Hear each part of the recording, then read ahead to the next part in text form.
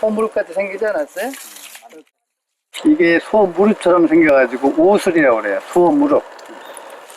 이렇게 하는 걸 아저씨한테 알려주면 아저씨가 잘 배워서 하는 거야. 이렇게 넓게 잡아야 돼. 이게 뿌리가 끊겨서 가버리고 없어. 알겠죠? 이렇게 네가 이번 쫙쫙 비켜봐.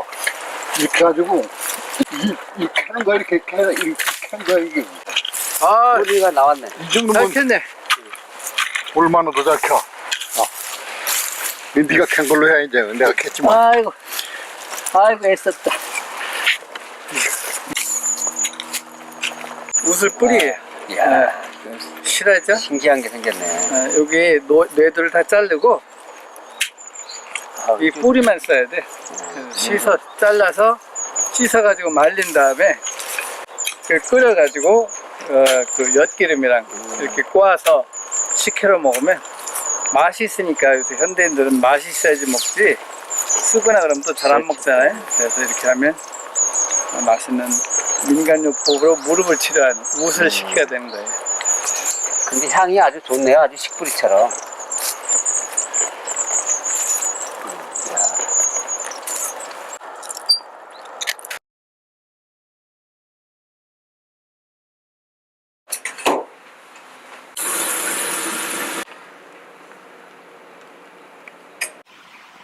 우슬을 펄펄 끓인 삶은 물을 부직포에 걸러서 그 물로 밥을 지어야 됩니다.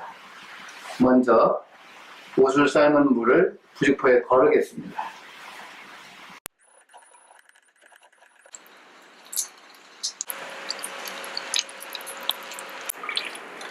자, 불린 쌀에다가 끓인 우슬물을 붓겠습니다.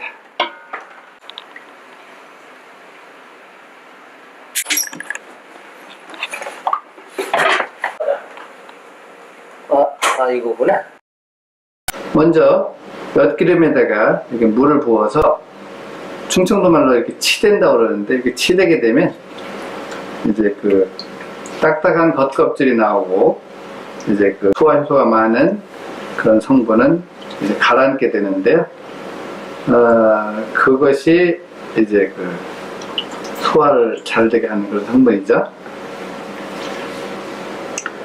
이 보리는 원래 그 글루텐 민감도가 심한 사람한테는 굉장히 해가 됩니다. 이게 장루수를 일으키기 때문에 보리를 금하는 그런 식품으로 되어 있는데 메가, 즉 발화가 되게 되면 이 글루텐이 없어지게 되면서 오히려 효과가 좋습니다. 요즘 매스컴에서 많이 얘기를 하는 새싹보리가 바로 이것을 얘기하는 거죠. 우슬을 끓인 물로 지은 밥이 완성이 되면 그 후에는 메가를 걸른 물을 넣고 보온으로 10시간 동안 유지를 해주게 되면 드디어 우슬 식혜가 완성이 됩니다. 맛있게 하려면 이 메가를 많이 넣어줘야지 맛이 있고요. 그렇지 않고 적게 넣게 되면 맛이 없기 때문에 설탕을 넣거나 그러는데 주의해야 될 점이 바로 설탕입니다. 설탕은 오히려 유해균의 먹이가 돼서 오히려 장애 환경을 나빠지기 때문에 꼭 메가를 많이 넣고 설탕을 안 넣는 것이 주의할 점입니다. 우리가 먹은 음식은 장에서 이렇게 영양분을 흡수하는데 특히 소장에서 흡수를 합니다. 그동안 우리는 이빨로 씹고 위에 산이 분해를 한다고 생각을 했는데 연구를 해봤더니 균이 분해하는 거예요. 우리 몸에 약 100조의 균이 있고 유익균, 유해균의 비율이 85대 15가 돼야 되는데 문제는 유해균의 먹이가 단 음식, 단 과일이라서 이 우슬 식혜를 만들 때 설탕을 넣었다. 이것은 이미 망친 거라고 생각하시면 됩니다. 왜 그러냐면 설탕을 넣은 식혜는 오히려 유해균의 먹이가 되기 때문에 소화 효소가 되는 듯 하지만 오히려 유해균이 증식하면서 오히려 가스가 차고 설사라거나 이런 증상이 있을 수 있기 때문에 꼭 주의하셔야 됩니다. 그럼 어떻게 해야지 맛있게 되느냐? 간단해요. 메가를 2배 이상 넣는 것입니다. 그러면 달달하고 맛있고 소화가 잘 되는 우슬 식혜가 되는 것이죠. 우슬은 소무릎이라고 그래가지고 형태가 소무릎처럼 생겼는데 관절염에도 좋지만 신경통이라든지 여러가지 뼈가 아픈 질환에 많이 도움이 되기 때문에 시골에서 민간요법으로 하기가 참 좋잖아요. 그렇게 해서 우슬식혜를 만들어 먹으면 좀 도움이 될 것입니다. 뭐 밥통에서 다뭐 조언해서 해주고 끓이기만 하면 되는 거예요. 저거 두 가지 걸르고 뭐 하고 그거 안 해고 어떻게 음식을 먹어요. 김장하는 게 제일 힘들어. 김장 소금에 절이고 씻어야 되고. 어때요? 쉽죠? 제일 쉬운 거야 식혜가. 아, 이것도 이런 노력도 안 하고 어떻게 식혜가 만들어지겠어요? 그럼요. 아유, 옛날에 약을 이게 다 짜서 뭐 다려 먹었는데, 그러면 시간이 많이 남아야 되는데 더 바빠요. 네? 왜 그렇죠?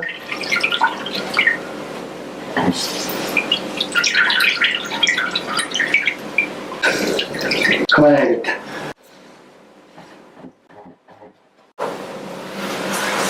원장님 생강은 이 식혜는 넣으실 거예요? 안 넣으실 거예요? 아, 생강 꼭 넣어야죠. 왜 그러냐면, 그 우설을 이렇게 되면 약맛이 나거든요, 좀. 그 약맛을 좀 잡아주고, 특히 뭐 향신료의 대표라고 할 수 있는 생강은 그 성질이 따뜻해서 비위를 따뜻하기 때문에 소화가 잘 돼요. 그 엿기름도 소화가 잘 되지만 생강 역시 소화가 잘 되기 때문에 소화가 잘 돼야지만 먹기가 쉽잖아요. 그렇기 때문에 그 우슬식혜의 그 비법 중에 하나가 바로 생강을 조금 넣는 것입니다. 조금 있으면 지금 김이 막 나네요. 아, 조금 있으면 보온이로 갈 거예요. 그때 이제 밥통을 열고 살살 밥을 저어가면서 그때까지 한 걸러놓은 엿기름을 붓고 10시간을 보온시키면 됩니다. 지금 열면 안 돼요? 아니에요. 지금 여시면요. 밥이 설익어서 안 돼요. 조금만 더 계세요. 이 옛날 밥솥을 우리 나이 먹은 사람들은 보관을 해도 왜? 식혜를 만들려고.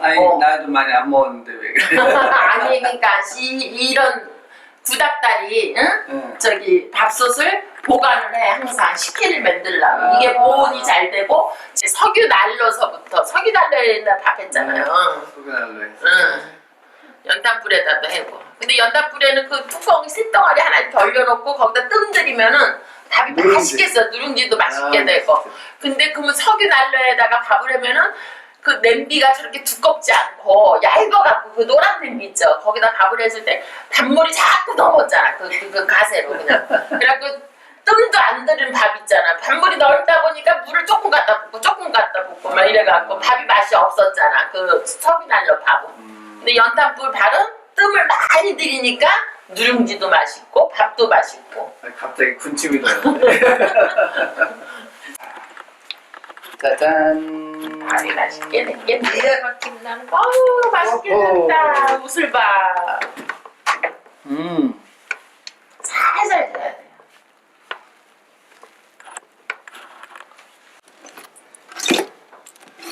이 누룽지를 한 번에 딱 우려내는 또 방법이 있어요. 뚜껑을 닫아서 보세요. 네. 한 번에 콩 나와요. 이걸 시사를 하잖아요. 그러면은 조금 이따 누룽지가 확 올라와요. 몇 분 만에? 조금만 기다리세요.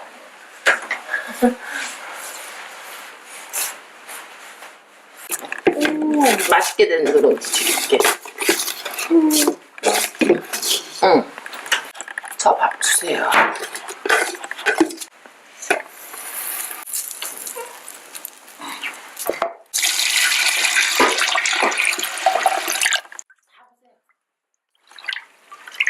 이 찌꺼기에 소화효소가 많기 때문에 가라앉은 것도 붓는 것이 좋습니다.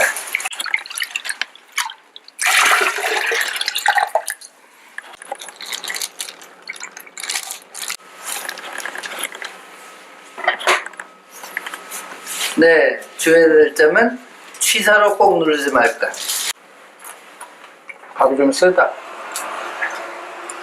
이래서 생강을 좀 넣어야 되는 거예요. 이 향이라든지 맛 때문에. 옛날에는 앙금을 안 넣고 가운데에 있는 그런 물만 넣었다고 그러는데 앙금을 넣어야지만 더 효과가 좋습니다. 아 그래요? 근데 옛날에는 앙금을 안 넣었어요. 왜요? 모르죠 그거는. 근데 요즘 사람들도 앙금을 넣대요. 그것도 요즘 사람들이 이렇게 번거롭게 엿기름 이렇게 막 손으로 비벼서 그런 거 안 해요. 마트에 가면 다 폐기로 나와요. 이거 먹어봐요. 좀 써. 약이다 생각하고 먹으면 돼. 약밥이네.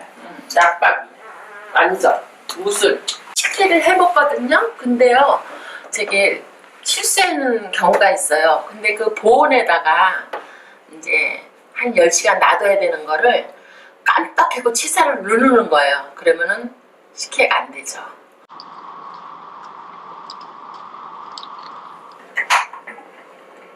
오, 파풀이 많이 위로 올라와 있네. 아주 잘 된 것 같습니다.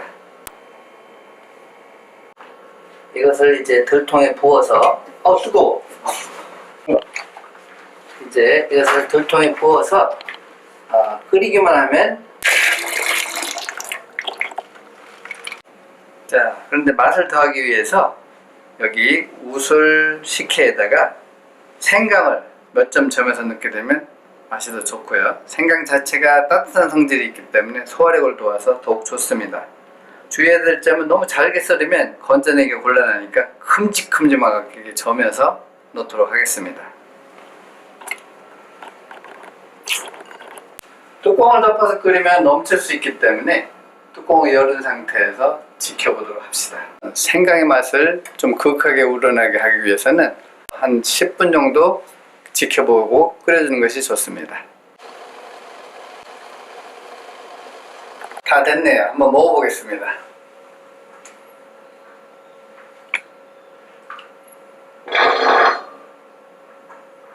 향은 좋은데요. 뜨거워. 좀 식혀먹어야겠네요. 성질이 급해서. 드디어 완성이 됐는데요. 역시 그 엿질금이라고 하는 매개만 넣어서 만들으니까 단맛이 덜하거든요. 만약에 내가 단맛을 좋아한다면 만드는 과정에서 설탕을 제발 넣지 마세요. 그렇게 되면 완전히 식혜를 다 버리는 거고요. 이렇게 만들어진 상태에서 나는 이것보다 좀 더 달았으면 좋겠다고 생각이 든다면 프리바이오틱스로 하는 유산균에 먹여야 되는 프락톨리고당을 좀 넣든지 아니면 꿀을 좀 타서 드시면 맛있는 우슬 식혜를 드실 수가 있습니다.